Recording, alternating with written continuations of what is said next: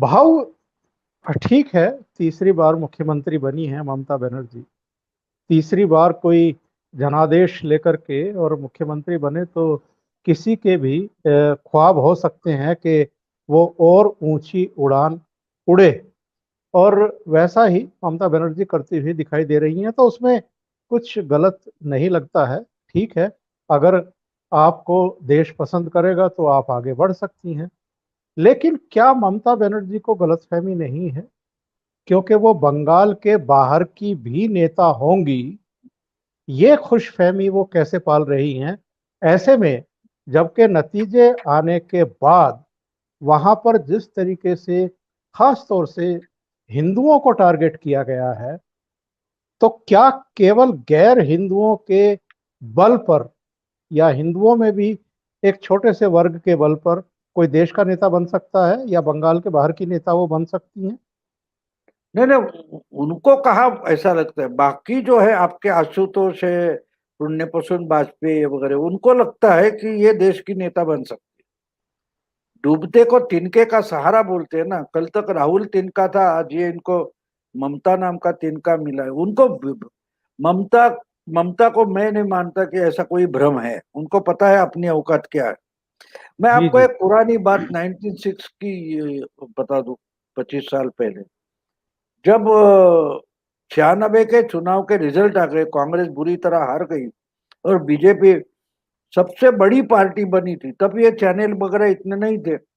और प्रणय रॉय दिल्ली से दूरदर्शन पर ये क्या बोलते हैं उसको, चुनाव का विश्लेषण का प्रोग्राम दूरदर्शन से करते थे। विनोद दुआ और के साथ।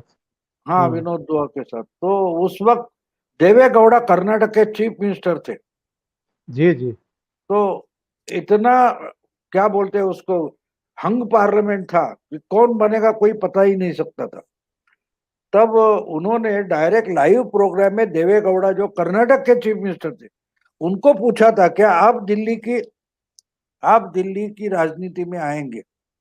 जी। तो उन्होंने टॉन्ट मारते हुए रामकृष्ण हेगड़े को टॉन्टिंग किया था। वो बोला था, जो पार्टी का लीडर स्टेट छोड़कर दिल्ली की राजनीति में गया वो तो खुद डूबा और खुद की पार्टी को भी उसने डुबाया। और उसके 2 महीने बाद खुद देवेगौड़ा ही दिल्ली में आ गए। और आप देख रहे हैं पार्टी का क्या हो गया, जी। उनका क्या हो गया और पार्टी का क्या हो गया। तो सही। ये ममता के लिए ये लेसन होता है, ये लेसन होता है। 46 MP थे, उसके बलबूते पर वो प्राइम मिनिस्टर बने थे वगैरह। दूसरी बात आपको बता दूं, उस वक्त पहली बार सीपीएम ने आउटसाइड सपोर्ट किया था। दूसरी बार शायद, पहली बार तो वीपी सिंह को किया था। हाँ, दोनों ने किया था, बीजेपी ने भी और हाँ, तो वामपंथ ने भी। उसके बाद सीपीएम ने तीसरी बार कांग्रेस को ही सपोर्ट किया। और आज सीपीएम कहाँ है आप देख रहे हैं। तो जी ममता जी। जरूर करे, जरूर करे। जिनकी ताकत मर्यादित स्टेट्स में इकट्ठी है, बाकी जगह कुछ नहीं है, उन्होंने क्या महत्वाकांक्षा रखनी चाहिए उसकी मर्यादा होती है। अगर वो आप नहीं समझेंगे, मुझे याद है 96 में जब ज्योति बसु का नाम आया था और सीपीएम वालों ने नहीं नहीं पूरी हमारी मेजोरिटी होगी तब, नहीं तो नहीं, रोका था, रोका था। तो ज्योति बसु उस वक्त बोले थे, this is Himalayan blunder CPM का। जी तो जी। आज जी। देख रहे हैं आप क्या है, देख रहे हैं। तो उस वक्त मुझे एक बात भी याद है, वो जो उन्होंने बोला था उस पर, सीताराम येचुरी जूनियर लीडर थे उस वक्त, उनको हम्म। बोला कि ज्योति बसु तो ऐसी बात कर रहे, तो बोले उनको खुलेआम बोलने को बोलो, देखो ये उनकी हालत क्या होती। तो हम्म। ज्योति बसु तो हट गए, लेकिन येचुरी की हालत क्या है देखिए। जो सही बात। अहंकार जो होता है ना, अहंकार, हारने वालों का अहंकार ज्यादा डेंजरस होता है। जीतने वालों का अहंकार एक एक बार हम समझ सकते हैं। लेकिन राहुल गांधी को देखो आप, जी हारते जी। हैं और हारने की नशा उनको इतनी है, कितनी नशा है।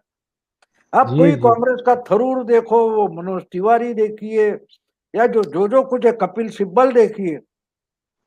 मैं अभी कपिल सिब्बल पर एक बनाने वाला हूँ कि उन्होंने कल जी। परसों एक ट्वीट किया है। हम मेरी बीवी ने उनको दिखाया ये ट्वीट मुझे और बोली कि मैंने इनको आंसर लिखा है कि जी 7 साल पहले मोदी ने हमको एक सपना बेचा था, आज वो सपना चूर चूर हो गया, ऐसा उन्होंने लिखा है।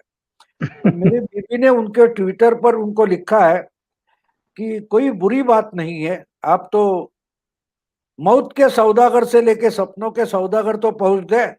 2002 सही है। में जिन्होंने मोदी को मौत का सौदागर बोला था, वो आज जी, कम से कम उसको सपनों का सौदागर बोल रहे हैं। तो बिल्कुल ये सही कह रहे बदलते रहते, लेकिन अहंकार देखो, कपिल सिब्बल हो, राहुल गांधी हो, इनका ममता तो कम से कम जीत चुकी है, तीसरी बार जीती है और बड़ी लड़ाई करके जीती है। कांग्रेस वाला कौन कहां जीता है, लेकिन उनकी मगरूरी देखो। हमारे यहाँ वो पटोले नाम के प्रदेश कांग्रेस के अध्यक्ष है, वो जिस ढंग से बात करके वो देखो, आपको लगेगा इनके तो 300 में से 200 एमएलए चुनकर आए, ऐसी बात करेंगे। जी, जी। तो ममता अगर अरोगेंटली बोले तो हम समझ तो सकते हैं कम से कम, लेकिन हारने वालों का अरोगेंस क्या है।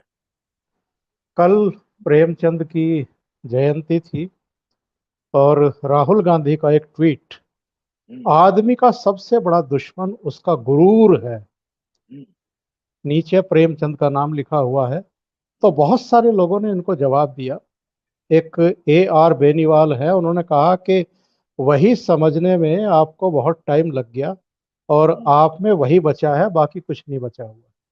बिल्कुल। तो वो स्कूल में थे तब हमारे हिंदी पाठ्य पुस्तक में प्रेमचंद का एक लेसन था, दो बैलों जी, की कथा शायद, जी, जी, जी। उसमें से एक ये है। तो ये लोग गधे पता का नहीं किस। छोटा बना ना, गधे का छोटा भाई, ऐसा कुछ उन्होंने प्रेमचंद जी ने लिखा था।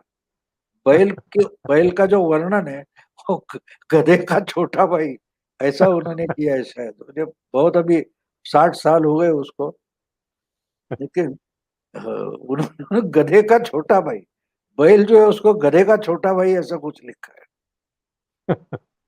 एक वो